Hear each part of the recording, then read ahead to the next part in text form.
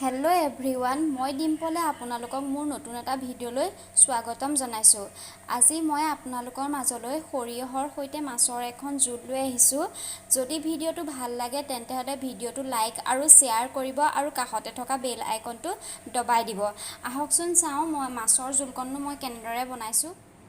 সৰিয়হৰ সৈতে মাছ বনাবলৈ আমাক লাগিব সৰিয়হ। এয়া বগা সৰিয়হ লৈছোঁ মই, আৰু এইখিনি মই এঘণ্টা তিয়াই ৰাখিছিলোঁ। নেমু, পাঁচফোৰণ, নহৰু, কেঁচা জলকীয়া আৰু কাশ্মীৰী ৰেড চিলি, আৰু এইখিনি মাছ মই আগতীয়াকৈ ফ্ৰাই কৰি লৈছিলোঁ। এতিয়া মই এইখিনি মিক্সিত পেষ্ট বনাই ল'ম। পেষ্ট বনাবৰ কাৰণে মই সৰিয়হখিনি দিছোঁ। নহৰু, দুটা কেঁচা জলকীয়া, আৰু সৰিয়হখিনি তিতা নহ'বৰ কাৰণে মই অকণমান নেমু চেপি দিম।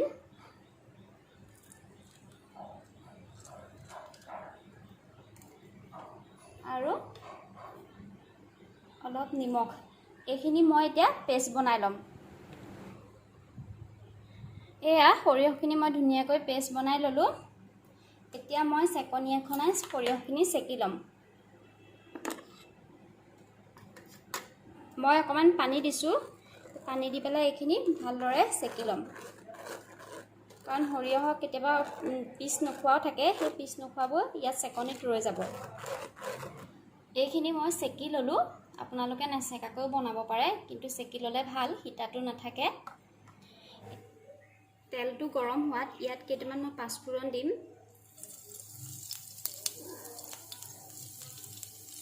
আৰু দুটা কেঁচা জলকীয়া ফালি দিম।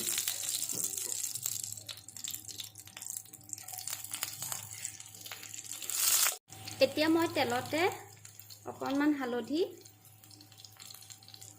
আৰু কাশ্মীৰী ৰেড চিলিকণ দি দিম। লৰাই দিম।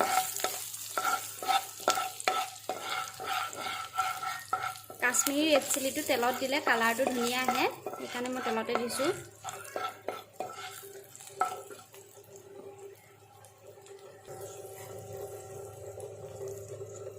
এতিয়া মই সৰিয়হৰ পেষ্টখিনি ইয়াত ঢালি দিম।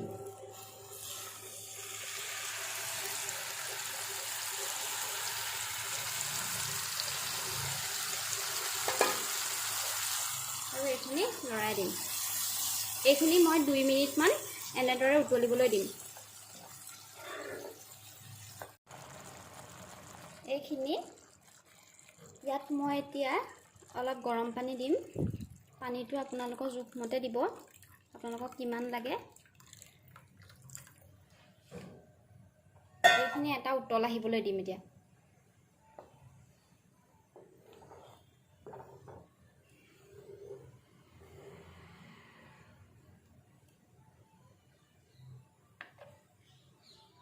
ইয়াত এটা উতল আহিলে এতিয়া মই ভাজি ৰখা মাছখিনি দি দিম।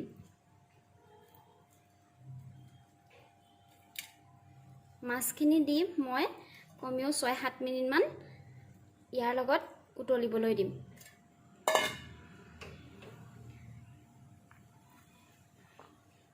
মাছখিনি দি মই এতিয়া এয়া ঢাকোন মাৰি দিম।